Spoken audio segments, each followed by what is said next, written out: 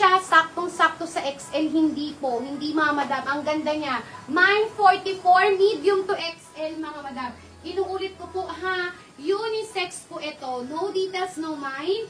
Ang first item kailangan bayaran. Inuulit ko, unisex mga madam. Bagong-bago na H&M Mine 44. Pakitignan mabuti. Ganyan siya.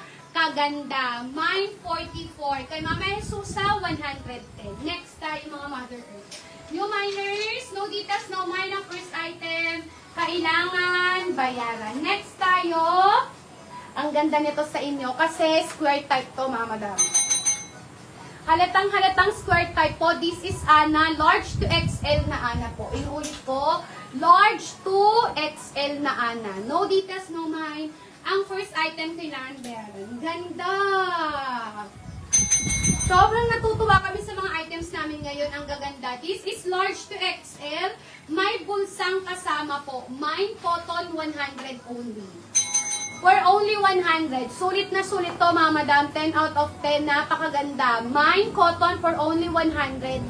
Ana po ang tatak. This is large to XL. No flaws at all. Mine cotton. Cotton po ha. Mine cotton for only 100 pesos. Mine cotton. The best. Ana po ha. Original na Ana. Tignan nyo oh. Ang ganda no. Mine cotton for only 100. Mine cotton. No details, no mine. Ang first item kailangan bayaran. Let's go for the Gap mga madam. Ang gandang Gap. Medium to large na Gap oh. Medium to large na Gap. No details, no mine ha. Ang first item kailangan bayaran. Medium to large na Gap. Sulit na sulit talaga.